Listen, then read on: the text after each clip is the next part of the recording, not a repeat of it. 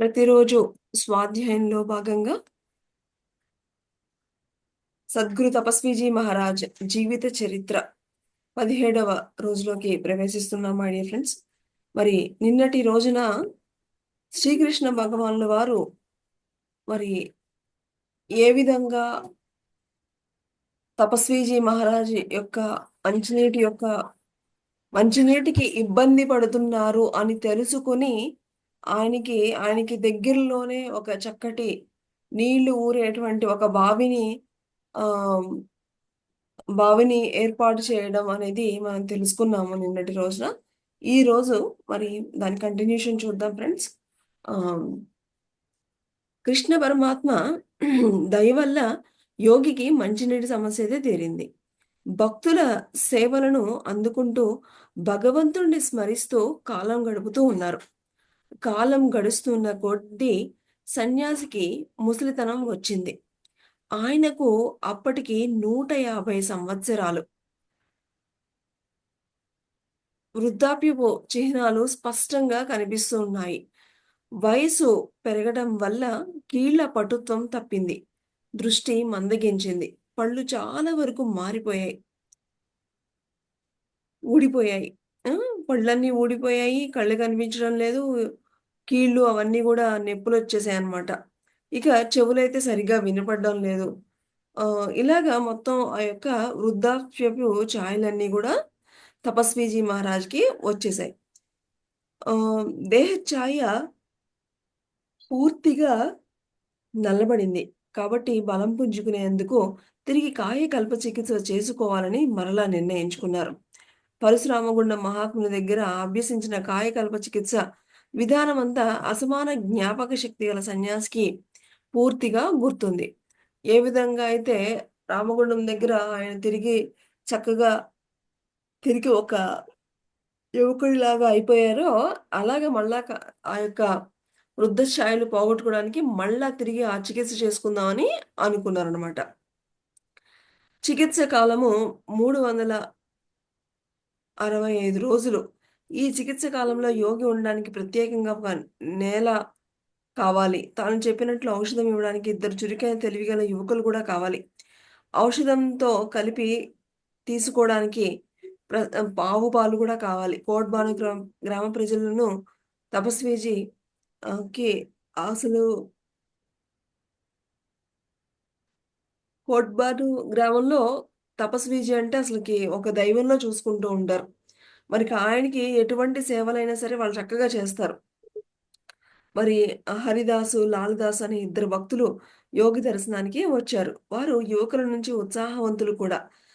వారితో ఈ విషయాన్ని ప్రస్తావించారు యోగి. వారిద్దరూ చికిత్స కాలంలో యోగిని కంటికి రెప్పలాగా కాపాడుకుతూ ఎంతో భక్తి శ్రద్ధలతో సేవలు చేస్తానని వాళ్ళు కూడా హామీ ఇచ్చారు. ధనవంతులైన శిష్యులు చికిత్స కాలంలో యోగి నివసించడానికి నేల, హరిదాసు, లాలదాసు నివసించడానికి మంచినీటి బావికి దగ్గరగా 2 విశాలమైన గదులు కట్టించేందుకు ముందుకు వచ్చారు. చికిత్సాకాలం 360 రోజులు. నిత్యం ఆవు పాలు అందించడానికి అనురాగంతో అమ్మ గూడా అంగీకరించింది. అలా శ్రీకృష్ణ పరమాత్మ దయ వల్ల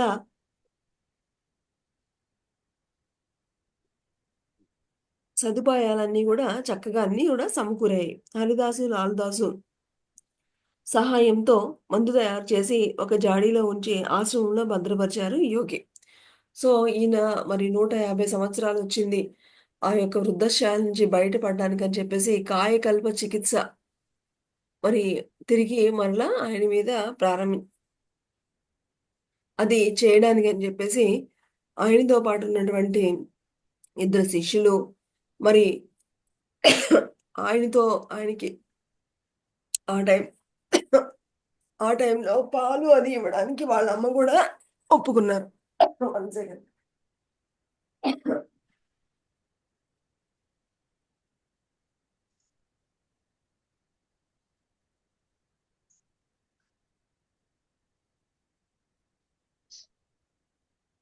ఈ విధంగా ఆయన మరి 150వ సంవత్సరంలో తిరిగి శక్తిని పుంజుకునేందుకు కావాల్సినటువంటి ఏర్పాట్లన్నీ చేసుకున్నారనమాట.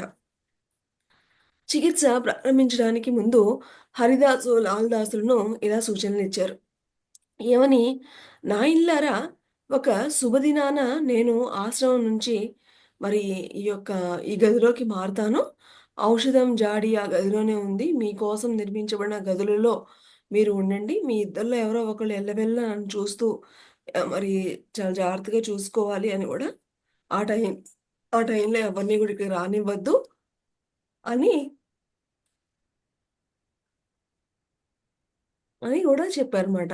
అలాగే ఇంకా చికిత్స మందిరంలో ప్రవేశించాక మీరు గది తలుపు తాళం వేసి, తాళం చెవి మీ దగ్గర భద్రంగా ఉంచుకోండి.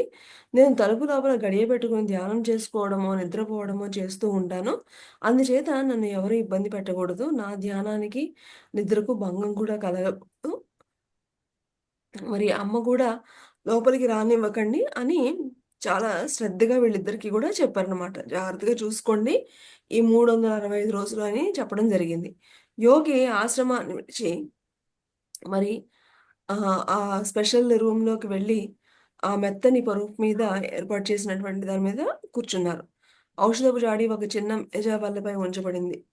నేల మాళికకు కిటికీలు కానీ, ఆకాశం కనిపించే ఏర్పాటు కానీ ఏమీ లేకుండా భద్రంగా తయారు చేశారు. గది తలుపులు తెరిచినప్పుడు మాత్రం గదిలోకి కొంత వెలుతురు వస్తుంది. గది తలుపు మూసివేస్తే గది చీకటిమయం అయిపోతూ ఉంటుందన్నమాట. అలాగే ఏర్పాటు చేశారు. చికిత్స ప్రారంభమైనటువంటి రోజు హరిదాసు నిర్ణీత సమయానికి గది తలుపు తాళం తీసి ఒక పాత్రలో పాలు తీసుకొని గదిలో ప్రవేశించారు. తలుపు తెరవడం వల్ల గదిలోకి కొద్దిగా వెలుగురు వచ్చింది. యోగి చెప్పిన ప్రకారం ఒక తులం మందు ఒక చిన్న పాత్రలో ఉంచారు హరిదాసు. యోగి నెమ్మదిగా ఔషధం తీసుకుంటూ కొద్ది కొద్దిగా పాలు తాగారు. తర్వాత యోగి సూచనలను అనుసరించి బయటికి వచ్చి తలుపు మూసి తాళం వేశారు. మరుసటి రోజు లాల్ దాస్ వచ్చి మరలా ముందు రోజులాగానే చేశారు. ఇలాగా హరిదాసు, లాల్ దాసులు ఒకరి తర్వాత ఒకరు వస్తూ యోగి చెప్పినట్లు మందును అందిస్తూ పాలు ఇస్తూ వచ్చారు. హరిదాస్, లాల్ దాసులు బయటికి వెళ్లి తలుపు తాళం వేయడం, యోగి లోపల గడియ పెట్టుకుని నెమ్మదిగా ఔషధం పాలు స్వీకరించి తర్వాత ఒక గంట నిద్రపోవడం ఇలా జరుగుతూ ఉంది. ఇలా ఒకరి తర్వాత ఒకరు చొప్పున హరిదాసు, లాలిదాసులు నియమం తప్పకుండా యోగి చెప్పిన ప్రకారము తన సేవలను అందిస్తూ వచ్చారు. చికిత్సా కాలంలో ఏమాత్రము శబ్దం చేయకుండా, ఇతరులను ఎవరిని మరి దగ్గరికి రానివ్వకుండా చాలా జాగ్రత్త పడ్డారు. చికిత్స పొందుతున్న కాలంలో యోగి ఏ ఆహారము తీసుకోలేదు. కనీసం మంచినీళ్ళు కూడా తాగలేదు. స్నానం కూడా చేయలేదు. చికిత్స మొదలుపెట్టిన కొన్ని నెలల తర్వాత యోగికి తన శరీరంలో మంచి మార్పులు కనిపించాయి. కండరాలు, కీళ్లు బలం పుంజుకున్నాయి. యోగి శరీరంలో క్రమక్రమంగా వస్తున్న పునరుజ్జీవన చిహ్నాలను గుర్తించారు హరిదాసు, లాల్దాసు. కానీ యోగి ఆజ్ఞ మేరకు వారు ఆ విషయాన్ని రహస్యంగా ఉంచారు. 365వ రోజు చివరి మోతాదు స్వీకరించి, నేను భక్తులకు రేపు దర్శనమిస్తాను అని యోగి హరిదాసు, లాలదాసులకు తెలియజేశారు. వాళ్ళు బయటకు వచ్చి తలుపులకు తాళం వేసి అమ్మకు ఆ శుభవార్తను తెలియచేశారు. మరుసటి రోజు ఉదయాన్నే హరిదాసు, లాలిదాసులు నేలమాళిగ తాళం తీసి తలుపు తెరిచి లోపలికి ప్రవేశించారు. తన కోసం ఎదురు చూస్తూ నిలబడిన యోగి పొంగవునికి సాష్టాంగ నమస్కారం చేశారు. యోగి ఎంతో ఉత్సాహంగా ఉన్నారు. ఆయన దేహఛాయ పోల్చుకోలేనంత మార్పు వచ్చేసింది. మరి దగదగా మెరుస్తోంది. శరీరంపై ఎక్కడా ముడతలు లేవు. నరాలు, కీళ్ళు అన్నీ చాలా చక్కగా స్ట్రాంగ్‌గా అయిపోయాయన్నమాట. కళ్ళు గూడా చక్కగా కనిపిస్తున్నాయి. కొత్త పళ్ళొచ్చాయి. ఇవన్నీ గూడా మళ్ళా 30 సంవత్సరాల యువకుల్లా కనిపిస్తున్నారు. ఈ కొత్త పటుత్వము యోగి చివరి దశ వరకు చెక్కు చెదరలేదు. నిత్యం సేవలు చేసే హరిదాసు, లాల్దాసు యోగిలో వచ్చిన మార్పును చూసి ఆశ్చర్యపోయారు. రెట్టింపు ఉత్సాహంతో యోగి అనేక సాష్టాంగ నమస్కారం చేసి వారి అల్ప సేవలు ఫలించినందుకు వాళ్ళు సంతోషించారు. చికిత్స వల్ల కలిగిన సత్ఫలితాలను శ్రీకృష్ణ పరమాత్మ కరుణ నిందిన చూపులే కారణమని, మిగిలిన ప్రక్రియలు కేవలం నిమిత్త మాత్రలని యోగి చెప్పారు. స్వామి దర్శనం కోసం అమ్మ బయట వేచి ఉందని హరిదాసు, లాల్దాసులు యోగికి విన్నవించారు. ఆమెను వెంటనే గదిలోకి తీసుకురమ్మని యోగి చెప్పారు. సో, హరిదాసు, లాల్దాసులు మరి ఇన్ని రోజుల కష్టానికి ఫలితం వచ్చింది. మరి చక్కగా అమ్మ కూడా వెయిట్ చేస్తుందనమాట చూడ్డానికి. సో, చెప్పగానే అమ్మని గూడా గది లోపలికి తీసుకొచ్చారు. అమ్మని మరి ఆ యొక్క తపస్విజిని చూసి అమ్మ ఆశ్చర్యపోయిందనమాట. మరి ఆమె ఆనందానికి ఇంకా హద్దులు లేవు. ఇది కలయా? నిజమా? అన్నట్టు ఆవిడని అలా చూస్తూ ఉండిపోయిందనమాట.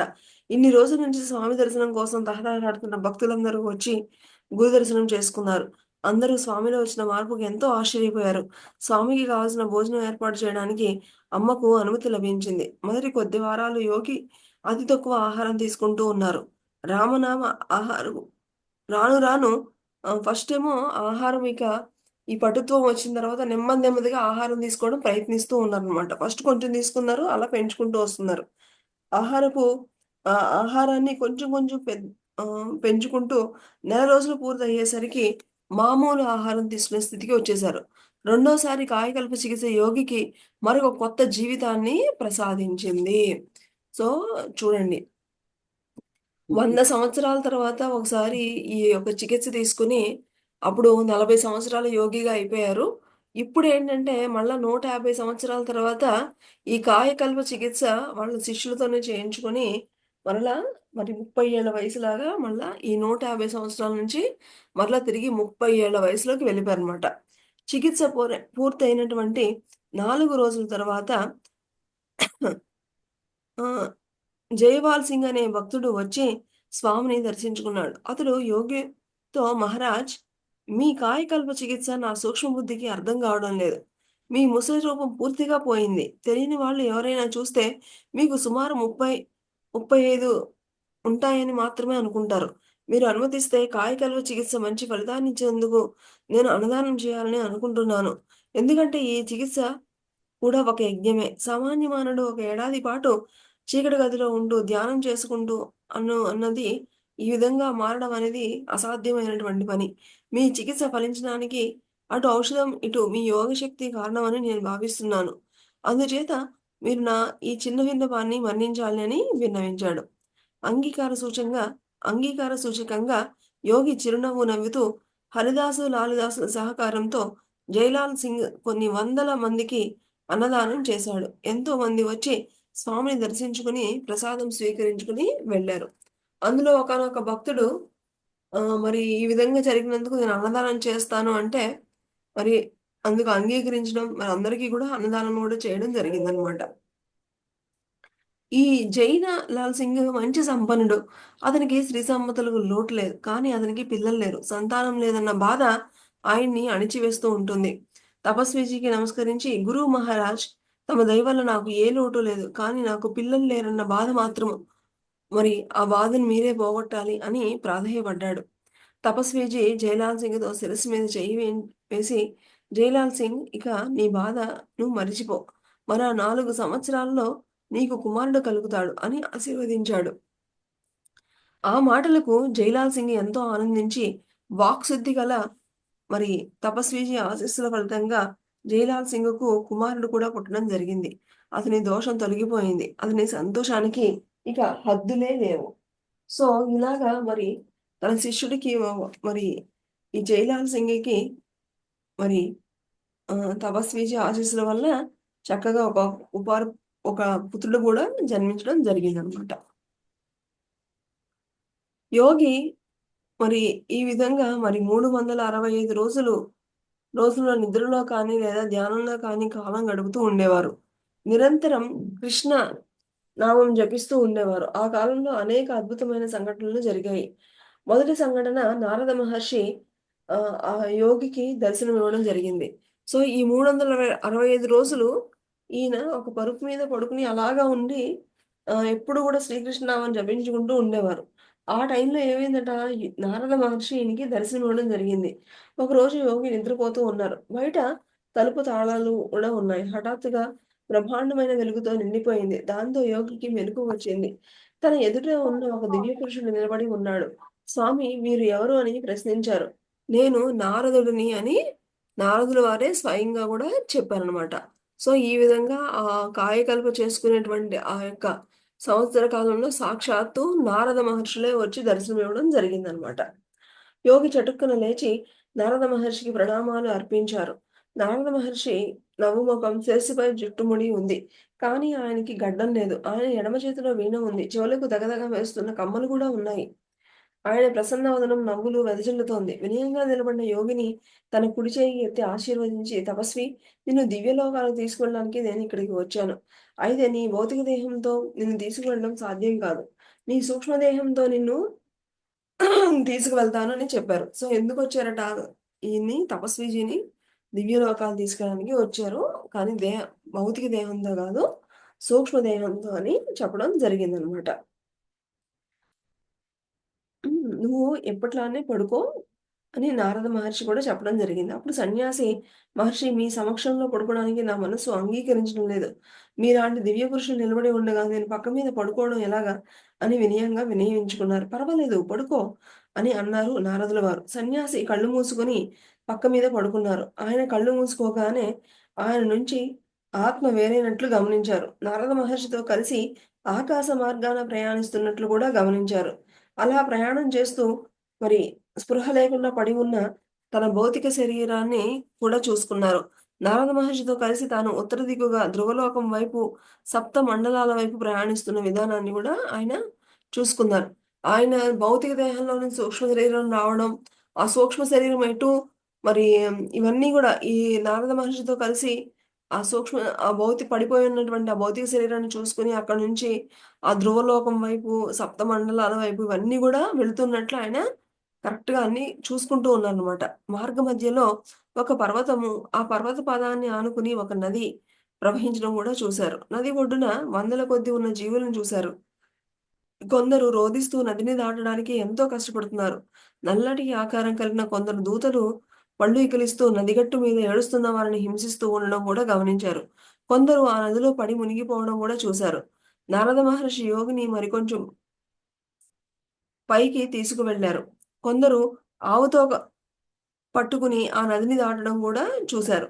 ఆ నది వైతరణి నది అని, పుణ్యాత్ములు ఆ నదిని అవలీలగా దాటగలరని, పాపాత్ములు అందులో మునిగిపోతారని నారద మహర్షి సన్యాసికి చెప్పడం జరిగింది. ఇద్దరూ ఇంకా పైకి ప్రయాణిస్తూ ఉత్తరం దక్షిణంగా వ్యాపించిన ఒక పర్వతం కనిపించింది. ఆ పర్వతాన్ని ఆనుకుని మరొక నది ప్రవహిస్తూ ఉంది. ఆ నదిలో నీరు పాలవలే తెల్లగా ఉన్నాయి. కొందరు దివ్య పురుషులు నదిలో స్నానం చేస్తూ ఉన్నారు. ఆ నదిలోనేమో స్నానం చేయాలన్న తన కోరికను నారద మహర్షికి విన్నవించారు యోగి. ఆ నదిలో స్నానం చేయడానికి దేవతలకు మాత్రమే అర్హులు అని, మానవులకు ఆ అర్హత లేదని నారద మహర్షుల వారు చెప్పడం జరిగింది. కానీ నారదుడు నదిలో నుంచి కొన్ని నీళ్లు తీసి యోగి శిరస్సుపై చల్లడం జరిగింది. సన్యాసి కొన్ని చుక్కలు చప్పరించాడు. నది ఒడ్డున దేవతా దర్శనం అయ్యాక యోగిని నది మరికొద్దిగా పైకి తీసుకొని వెళ్ళడం జరిగింది.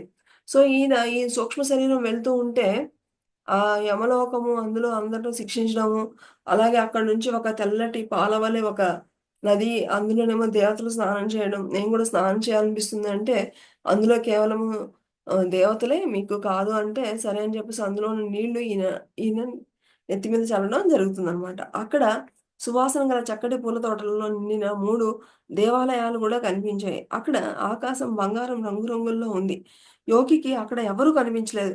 అది నిరంతరం ప్రశాంతంగా ఉంటుందని ఊహించాడు యోగి. తరువాత నారద మహర్షి తపస్విజీ నీకు 3 లోకాలు చూపించాను. అయితే ఆ దివ్య లోకాల లోపలికి నిన్ను తీసుకువెళ్ళలేను. అందుకు నాకు అనుమతి లేదు. నువ్వు చూసినంత వరకు తృప్తి పడాలి అని చెప్పడం జరిగింది. ఫస్ట్ యమలోకము, తర్వాతేమో మరి దేవతలు ఉన్నటువంటి ఒక దివ్య లోకము, అలాగే మరి 3 దేవాలయాలు కనిపించాయట. చక్కటి సువాసనతో, చక్కటి పూలతో ఉన్నటువంటి. సో, ఈ విధంగా చూపించి నేను 3 లోకాలు మీకు చూపించేసాను. కానీ నేను మిమ్మల్ని లోపలికి తీసుకెళ్ళలేను. నాకు ఆ పర్మిషన్ లేదు. మీరు ఇది చూసినందుకు మీరు తృప్తి పడాలి అని నారదుల వారు తపస్వితో చెప్పడం జరిగింది. భూలోకానికి వెళ్ళిపోదాం అని చెప్పి అలా తిరిగి యోగిని మళ్ళా కిందకి తీసుకొచ్చేసారనమాట. ఇద్దరు మళ్ళా క్షణకాలంలోనే చేరుకున్నారు. హరిదాసు, లాల్దాసులు గాఢ నిద్రలో ఉన్నారు. పరిసర ప్రాంతమంతా నిశ్శబ్దంగా ఉంది. యోగి భూమి మీదకి దిగుతూ ఆకాశం నుంచి నేలమాళిగలో ఆ రూమ్‌లో పడుకున్నారు కదా! ఆయన భౌతిక దేహం. మళ్ళా ఆ శరీరాన్ని కూడా చూసుకోవడం జరిగింది. ఆయన ఆత్మ నాసికా రంధ్రం ద్వారా శరీరంలోకి ప్రవేశించింది. ఆయన సూక్ష్మ ఆయన సూక్ష్మదేహం పొందిన అనుభూతి అందరితో అంతమయింది. యథారీతిన ఆత్మ భౌతిక దేహాన్ని ఆశ్రయించింది. నిద్ర నుంచి మేల్కొన్నట్లుగా కళ్ళు తెరిచారు. ఎదురుగా నారద మహర్షి నిలబడి ఉన్నారు. 3 లోకాల మీదుగా ప్రయాణించడం క్షణకాలంలో జరిగినట్లు అనిపించింది. లేచి నిలబడి నారద మహర్షితో ఇంతకు ముందులా మాట్లాడడం మొదలుపెట్టారు. సో, మళ్ళా ఆ సూక్ష్మ యానం అయిపోయిన తర్వాత తిరిగి భౌతిక దేహంలోకి వచ్చేసాక, మళ్ళా ఆ భౌతిక దేహంతో చక్కగా నించుని మళ్ళా నారద మహర్షితో మాట్లాడుతుందనమాట. నారద మహర్షి తపస్వికి 2 మంత్రాలు ఉపదేశించారు. అందులో ఒక మంత్రాన్ని స్మరిస్తే యోగి విష్ణులోకము, ఏ ఇతర లోకం కానీ వెళ్ళగలడు. రెండో మంత్రాన్ని జపిస్తే మరి ఆయన మరి నారద మహర్షి ఈయనకి 2 మంత్రాలు గూడా నేర్పించారు. ఒకటేమో జపిస్తేమో ఎక్కడికెళ్తారట? మరి ఆహ్, విష్ణు లోకానికి. రెండో మంత్రాన్ని జపిస్తేనేమో మళ్ళా విష్ణు లోకం నుంచి తిరిగి భూలోకానికి రావడం జరుగుతుంది. అయితే ఈ మంత్రాలు చాలా రహస్యంగా ఉంచాలని, ఎలాంటి పరిస్థితుల్లోనూ మానవ మాతృడికి ఉపదేశించకూడదు అని వెల్లడి చేయడానికి ప్రయత్నించడం కానీ చేస్తే మంత్రాలు తక్షణమే మర్చిపోతాడని యోగిని హెచ్చరించారు నారద మహర్షి. ఆయన చెప్పి, కానీ నువ్వు ఎవరికైనా చెప్తే గనక నువ్వు వెంటనే ఈ మంత్రాలను మర్చిపోతావని కూడా నారద మహర్షి హెచ్చరించారనమాట. తపస్వి నేను చెప్పేది విను. ఇప్పుడు నీకు శ్రద్ధాభక్తులతో సేవలు చేస్తున్న అమ్మ అనబడే స్త్రీ గత జన్మలో మీకు ఈ దేహాన్ని ప్రసాదించిన స్త్రీ. నీ యొక్క మాతృమూర్తి. నువ్వు సన్యాసం స్వీకరించినందుకు నీకు జన్మించిన ఒకే ఒక్క కుమారుడు. నువ్వు ఇల్లు నువ్వు సన్యాసము స్వీకరించక ముందు నీకు జన్మించిన ఒకే ఒక్క కుమారుడు నువ్వు ఇల్లు విడవక ముందే గతించారు. ఆ పిల్లవాడు తిరిగి జన్మించాడు. ఇప్పుడు ఆ అబ్బాయి వయస్సు 12 సంవత్సరాలు. ఆ కుర్రవాడు త్వరలో నిన్ను బృందావనంలో కలుసుకుంటాడు. కాలధర్మం చెందిన నీ అన్న దక్షిణ భారతదేశంలో ఒక బ్రాహ్మణ కుటుంబంలో జన్మించాడు అని చెప్పారనమాట. ఎవరో కాదు నీకు సేవలు చేస్తున్న అమ్మేమో నీ గత జన్మలో అమ్మ. అలాగే నువ్విక్కడికి రాకముందు నువ్వు సన్యాసిగా మారకముందు నీకొక అబ్బాయి ఉన్నాడు గదా! తను చనిపోయాడు గదా! ఇప్పుడు ఆ అబ్బాయి తిరిగి జన్మించడం జరిగింది. ఆ అబ్బాయికి ఇప్పుడు 12 సంవత్సరాలు. తను నిన్ను త్వరలోనే బృందావనంలో కలుసుకుంటాడు అని, అలాగే నీ యొక్క అన్న ఏమో ఒక బ్రాహ్మణ కుటుంబంలో జన్మించాడు అని, అలాగే నీ సేవలు చేసిన ఇద్దరు వైశ్యులు తిరిగి అలీగఢ్‌లో జన్మించారు. 20 సంవత్సరాల తర్వాత వారు నిన్ను కలుసుకుంటారు. నీ బంధువులలో కొందరు వివిధ ప్రాంతాల్లో జన్మించారు. ఒక్కొక్కరు నిన్ను మున్ముందు కలుసుకుంటారు. నీ అన్నను, ఇతర అనుచరులను నువ్వు కలుసుకోవడానికి వారు నీకు సహాయపడతారు. నువ్వు వారందరికీ జ్ఞానబోధ చేసి వారికి దారి చూపించాలి. ఈ వాస్తవాలను వివరించి తపస్విజీని కళ్ళు మూసుకోమని చెప్పి మహర్షి మరి, మరి అక్కడి నుంచి అంతర్ధానం అయిపోయారు. మరి తిరిగి ఆయన ఆ గదిలో మళ్ళా మామూలుగా గదిలో సెపరేట్‌గా పడుకున్నారు కదా! అలాగా ఉండిపోయారనమాట. సో, ఇవన్నీ ఆ 3 లోకాలు చూపించి, అలాగే మళ్ళా విష్ణు లోకం వెళ్ళడానికి అక్కడి నుంచి రావడానికి మంత్రాలనిచ్చి, అలాగే తనకి గత జన్మలో ఉన్నటువంటి ఆ తల్లిని, ఆ పిల్లలు తను సన్యాసిగా మారకముందు తనకు పుట్టినటువంటి ఒక పిల్లవాడు ఉండేవాడు గదా! సో, తను ఒక మళ్ళా తను పుట్టాడు. నీకు బృందావనంలో కలుసుకుంటాడు. అలాగే నీతో ఉన్నవాళ్ళు గూడా నీకు మళ్ళా అందరూ గూడా కలుసుకుంటారు. వాళ్ళందరికీ నువ్వు ఏం చేయాలని చెప్పారు? జ్ఞానబోధ చేయాలి అని చెప్పడం జరిగింది. యోగి నివసిస్తున్న నేలమాళిగకు కిటికీలు లేవు. అంటే ఆ రూమ్‌కనమాట. ఉన్నది ఒకే ఒక తలుపు. ఉదయం హరిదాసు, లాలదాసులు వచ్చినప్పుడు కొద్దిగా తెరవబడి తర్వాత ఎల్లప్పుడూ గూడా మూయబడే ఉంటుంది. అందుచేత గదిలోకి చీమ కూడా రావడానికి అవకాశం లేదు. అంత కట్టుదిడ్డంగా ఉన్న ఒక్కోసారి యోగికి ఆ చీకటి గదిలో నాగుపాము కనిపిస్తూ ఉండేది. పాము గదిలోకి ఎలా ప్రవేశించిందో యోగికి అర్థం కాలేదు. ఒక్కసారి యోగి పడుకున్న పడకకు దగ్గరగా పాకుతూ, పడక విప్పి బుసలు కొడుతూ ఉండేది. కానీ యోగికి ఏ మాత్రము హాని చేసేది కానే కాదు. అసలు ఎలాంటి వెలుతురు లేనటువంటి ఆ రూమ్‌లో ఒక నాగుపాము మాత్రం బుసలు కొడుతూ కనిపించేదనమాట. కానీ ఏమీ చేసేది కాదనమాట. అందుచేత యోగి పాముతో సఖ్యతతో ఉంటూ రావడం జరిగింది. ఒకరోజు యోగి ధ్యాన సమాధిలో కూర్చొని ఉండగా పాము ఆయన శరీరంపై పైకి పాకి జడల్లో దూరి మరి చుట్టుకోవడం గూడా ఆయనకి ఆహ్, జరిగిందనమాట. పాముని మెల్లగా జడల్లో నుంచి బయటికి తీసి మెల్లగా నేల మీద పడేసేసరికి అది మళ్ళా అదృశ్యమైపోయింది. సో, ఆయన పైన జటాజూటంలో వచ్చి కొంచేపు అలా ఆడుకుంటూ మళ్ళా తీసేటప్పటికి మళ్ళా అది మాయమైపోయేదనమాట. మరొక రోజు మళ్ళా ఇబ్బంది పెట్టడం మొదలుపెట్టింది. ఆయన యథాప్రకారం ధ్యానంలో కూర్చున్నారు. పాము ఆయన ఛాతీకి కడుపుకి గట్టిగా పట్టుకుంది. కళ్ళు తెరిచి చూసేసరికి పాము ఆయన శరీరం చుట్టూ గట్టిగా చుట్టుకుని యోగిని చాలా ఇబ్బంది పెడుతుంది. పాము తన శరీరాన్ని విడిచిపెట్టి అక్కడి నుంచి వెళ్ళిపోమ్మని చెప్పాడు. కానీ పామె పట్టు ఏమాత్రమూ విడవలేదు. పామును బలవంతంగా లాగి కింద పడేశారు. పాముకు కోపం గూడా రాలేదు. పైగా ఆయన దగ్గరలో చుట్టుకుని కదలకుండా పడుకుంది. అప్పుడు యోగి పాముతో, "చూడు కుమారా! నువ్వు తరచూ నా ధ్యానానికి ఆటంకం కలిగిస్తున్నావు. అలా చెయ్యకూడదు" అని ఎంతో మృదువుగా చెప్పాడు. పాము వెంటనే మాయమైపోయింది. ఆ రోజు నుంచి ఇక పాము కనిపించలేదు. మళ్ళీ చూడండి ఆయన ఇంత ఇబ్బంది పెడుతుంటే, "నువ్వు నన్నిలా ఇబ్బంది పెట్టొచ్చదని" ఒక కుమారుడికి చెప్పినట్టు పాముకి చెప్పగానే అది మళ్ళా అదృశ్యమైపోయిందనమాట. సన్యాసి మరి నేలమాళిగలో ఉన్నప్పుడు ఇంకొక అద్భుతమైన సంఘటన జరిగింది. చికిత్స కాలము పూర్తి అవ్వడానికి మరి వారం రోజుల ముందు యోగి గాఢ నిద్రలో ఉన్నారు. ఒక పెద్ద శబ్దం వచ్చింది. ఆ శబ్దానికి యోగి మెలకువ వచ్చింది. అదేమిటో చూడాలని అనుకున్నారు. గది చీకటిగా ఉండడం వల్ల ఆయనకి ఏమీ కనిపించలేదు. గదిలో ఒక మూల నుంచి మనిషి తిరుగుతున్న అడుగుల చప్పుడు కనిపించింది. గదిలో ఎవరు ఉన్నారు? గది తలుపు ఎవరు తెరిచారు? అంత ఊహకు ఆయనకి అందకుండా ఉండేది. అయితే అంతకు కొద్ది రోజుల క్రితం ఆయన సేవకులు ఎందుకైనా మంచిదని, అవసరమైతే యోగికి ఉపయోగపడుతుందని తలచి ఒక చిన్న దీపం అగ్గిపెట్టి యోగి పడకకు దగ్గరగా ఉంచారు. దీపం వెలిగించి చుట్టూ చూశారు. గదిలో ఒక మూల అశ్వత్థామ కూర్చుని ఉన్నారు. తనకు దర్శనమివ్వడానికి అశ్వత్థామ వచ్చాడని గ్రహించారు. అసంకల్పితంగా అశ్వత్థామను అభివాదాలు అర్పించి, "తపస్వీజీ, నువ్వు కాయకల్ప చికిత్స పొందుతున్నావని నాకు తెలుసు. అందుకే నిన్ను చూద్దామని హిమాలయాల నుంచి వచ్చాను" అని చెప్పారు అశ్వత్థామ. ఆ మాటలకు యోగి కృతజ్ఞతలు తెలియజేసుకుంటూ మరి అశ్వత్థామ ఎడమ భుజంపై విల్లంబులు ధరించి ఉన్నారు. యోగి అశ్వత్థామను, "మహారాజును, మీరు ఈరోజు విల్లంబులు ధరించి వచ్చారు. కానీ నాకు విలువిద్య నిలుపుతారా?" అని అడిగారు.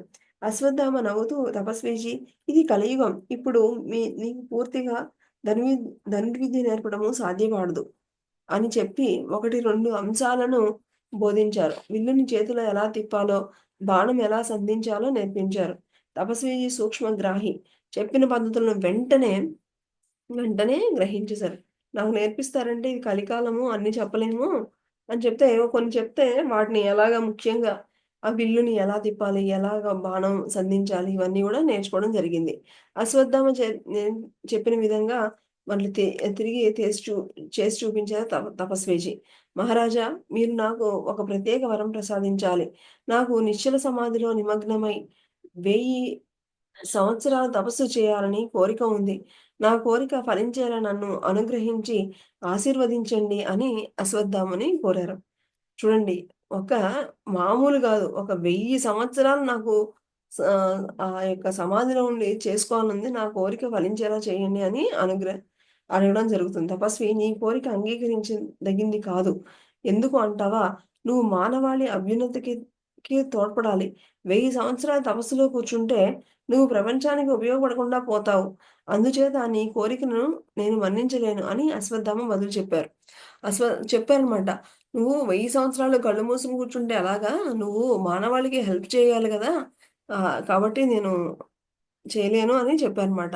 మహాత్మా చతుర్భుజ సమన్వితుడైన కృష్ణ పరమాత్మ దర్శనం చేయించండి అని అడగడం జరుగుతుందనమాట. అప్పుడు మరొక కోరిక కోరాడు. ఇది కలియుగం. పరమాత్మ చతుర్భుజాలతో ఉన్న రూపంలో సాక్షాత్కరించడం జరగదు. ఆ కోరికను గూడా తిరస్కరించడం జరిగింది. అశ్వత్థామ చివరకు, "యోగి మహాత్మా, మీరు ఇంకొకసారి నాకు దర్శనం ఇవ్వాలి" అని అర్థించాడు. "ఓహ్! అది నాకు చాలా సులువైంది. నీ కాయకల్ప చికిత్స పూర్తి కాగానే ఆహ్, నీకు మంచి యవ్వనము, శక్తి కలుగుతాయి. అప్పుడు ఎంత దూరమైనా నువ్వు సునాయాసంగా ఎక్కడికైనా ప్రయాణించగలుగుతావు. హిమాలయాలకు వరకు రాగలుగుతావు. నేను ప్రస్తుతం మలకాపురి దగ్గరలో ఒక గుహలో నివసిస్తున్నాను. నువ్వు అక్కడికి వస్తావు. నన్ను తప్పకుండా కలుసుకుంటావు" అని చెప్పి మరి అంతర్ధానం అవ్వడం జరిగింది. ఫ్రెండ్స్, ఈ విధంగా మరి ఆహ్, ఈరోజు మనము ఏ విధంగా మరి తపస్వీజీ మహారాజ్ తన 150 ఏళ్ల వృద్ధ వయసులో మరలా తిరిగి తన శిష్యుల ద్వారా కాయకల్ప చికిత్స చేయించుకొని తిరిగి 35 సంవత్సరాల యొక్క యువకుడిలా తయారవ్వడం. అలాగే ఆయన యొక్క శక్తిని ఆయన దాన్ని చూసి మరొక ఆహ్, శిష్యుడైనటువంటి జైలాల్ సింగ్ అందరికీ గూడా భోజనాలు పెట్టడం జరిగింది. అయితే జైలాల్ సింగ్‌కి ఆహ్, పిల్లలు లేరని బాధపడుతూ ఉంటే మరి ఆయనకి పిల్లల్ని గూడా ప్రసాదించడం జరిగింది తపస్వీజీ. ఇలాగా మరి ఆయన ఈ 365 డేస్ ఆ ఒక రూమ్‌లో కూర్చొని కాయకల్ప చేసుకునేటువంటి ఈ 365 రోజుల్లో కొన్ని అద్భుతాలు జరిగాయి. ఏమిటి అవి అంటే గనక, ఆ టైంలో నారద మహర్షుల వారు వచ్చి ఆయన్ని స్వయంగా త్రిలోకాలు తీసుకువెళ్ళి, మరలా మరి విష్ణులోకానికి వెళ్ళి మళ్ళా అక్కడి నుంచి రావడానికి తిరిగి రావడానికి కావాల్సినటువంటి మంత్రాలను ఇచ్చి ఆయన కూడా మరి అక్కడి నుంచి మరి ఆహ్, మాయమైపోతారు. దాని తర్వాత మరి మరలా ఆ టైంలోనే ఒకానొక పాము వచ్చి, నాగుపాము వచ్చి ఈయన్ని ఇబ్బంది పెడుతూ ఉంటే, మరి "నాయనా నువ్వు కుమారా నువ్వు నన్ను ఈ విధంగా ఇబ్బంది పెట్టకూడదు" అని చక్కగా చెప్పగానే అది గూడా మాయమైపోయింది.